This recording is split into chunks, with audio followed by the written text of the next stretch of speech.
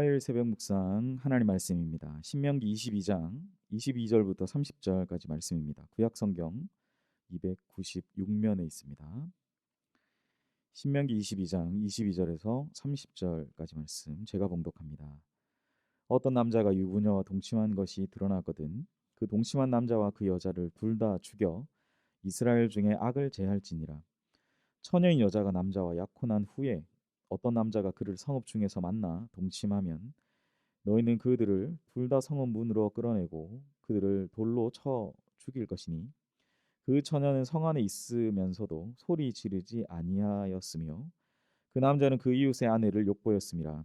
너는 이같이 하여 너희 가운데에서 악을 제할지니라. 만일 남자가 어떤 약혼한 처녀를 들에서 만나 강간하였으면 그 강간한 남자만 죽일 것이요 처녀에게는 아무것도 행하지 말 것은 처녀에게는 죽일 죄가 없음이라. 이 일은 사람이 일어나 그 이웃을 쳐 죽인 것과 같은 것이라. 남자가 처녀를 들에 만난 까닭에 그 약혼한 처녀가 소리 질러도 구원할 자가 없었음이라. 만일 남자가 약혼하지 아니한 처녀를 만나 그를 붙들고 동침하는 중에 그 두 사람이 발견되면 그 동침한 남자는 그 처녀의 아버지에게 은 50세겔을 주고 그 처녀를 아내로 삼을 것이라. 그가 그 처녀를 욕보였은즉 평생에 그를 버리지 못할지라. 사람이 그의 아버지의 아내를 취하여 아버지의 하체를 드러내지 말지니라. 아멘. 오늘 주신 본문의 말씀으로 거룩과 성숙함을 이루어라는 제목으로 하나님 말씀 전하겠습니다. 오늘날 성적인 범죄는 해마다 증가합니다. 이러한 범죄는 한 사람의 인격과 가정의 붕괴로까지 이어지는 심각한 그런 범죄입니다.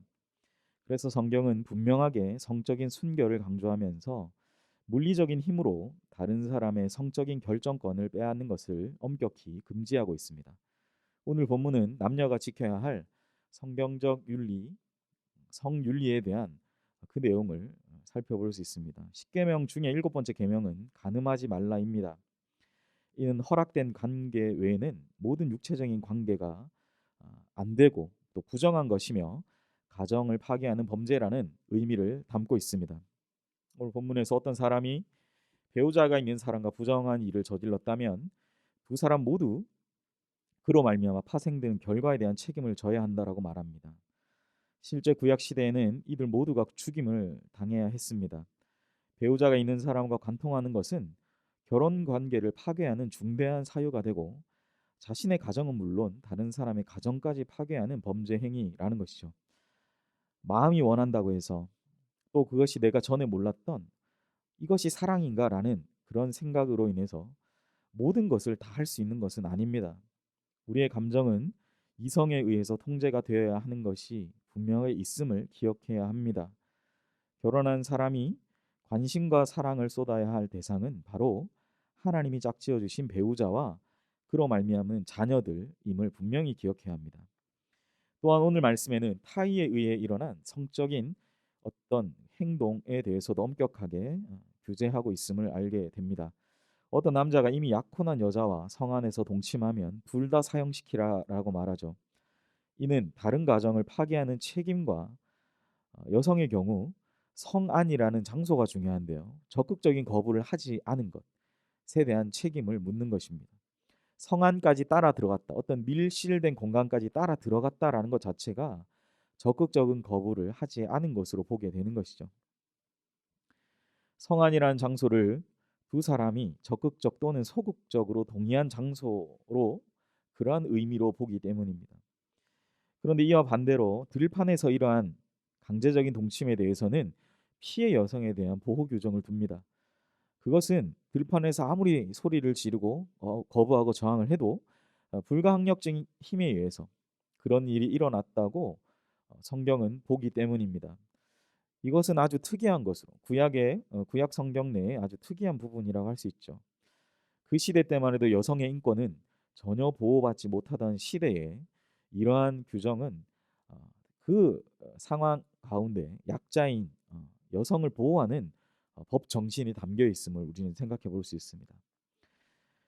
우리가 분명히 기억해야 되는 것은 성적 유혹으로부터 자신을 지켜야 할 1차적인 책임이 바로 남자든 여자든 자기 자신에게 있음을 기억하면서 불미스러운 일이 일어나지 않도록 우리는 늘 주의하며 살아가야 되는 오늘 본문은 이야기해 줍니다. 마지막으로 남성 중심의 사회에서 남자들의 물리적인 힘과 욕구가 무책임하게 사용되며 되면 많은 죄를 짓게 되고 그로 인한 후유증이 발생하게 되는 것을 이야기합니다.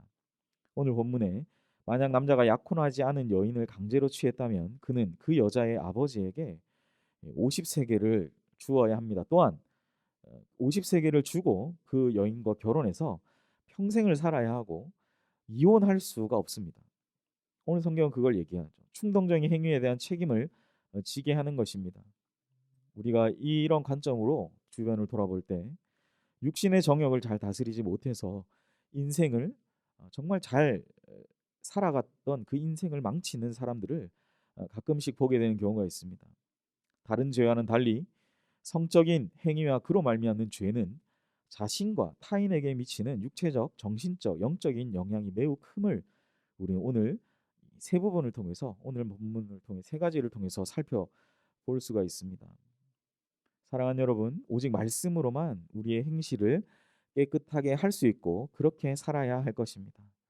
아무쪼록 오늘 하루 성숙한 감정 표현과 의식으로 성령 충만함으로 우리가 이 세상의 모든 성적 유혹들을 이기며 나아가는 우리 모두가 되는 우리 연희교회 성도님들 되시기를 주님의 이름으로 축원합니다. 말씀을 정리합니다. 오늘 말씀은 사람마다 자신의 성적 행위에 대한 결정권이 있고 이는 상호 존중되어야 한다라고 성경은 우리에게 말씀해 주는 것입니다.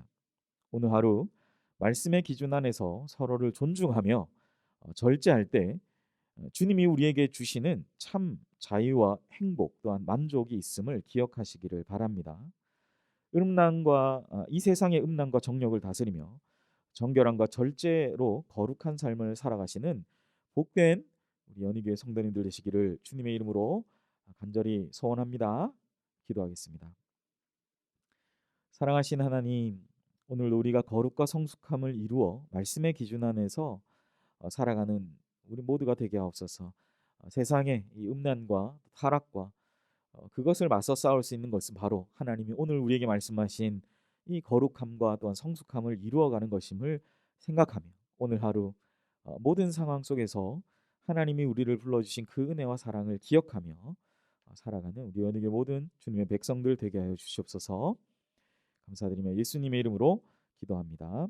아멘. 이 시간 함께 자막을 보시면서 기도하실 때 말씀의 기준 안에서 거룩과 또한 성숙함을 이루어가는 복된 하루 되게 해달라고 기도하시고, 두 번째 담임 목사님 천빙을 위해서 기도하실 때 연희교회가 한 몸을 이루는 지체로서 머리 대신 예수님 말씀과 뜻을 전달할 수 있는 준비된 목회자 모시도록, 성도들의 영혼을 사랑하며 푸른 초장으로 인도하며 영혼의 생수를 마시며 성장시키는 목회자를 모시도록, 세 번째 사람의 생각과 방법이 아닌 오직 주님의 뜻과 방법으로 준비된 목회자를 모시도록 기도해 주시기를 바랍니다. 세 번째, 코로나19 조속적인 종식과 교회와 또 모든 성도들의 안전을 위해 기도하시고, 네 번째 우리 파송 선교사님, 영국에서 사역하시는 최종상 윤명희 선교사님 건강과 사역 또한 가정을 위해 기도해 주시고, 다섯 번째 우리 환우를 위해 기도하실 때 김은옥 집사님 여러 가지 암 또 치유 회복을 위해서 기도해 주시기를 바랍니다.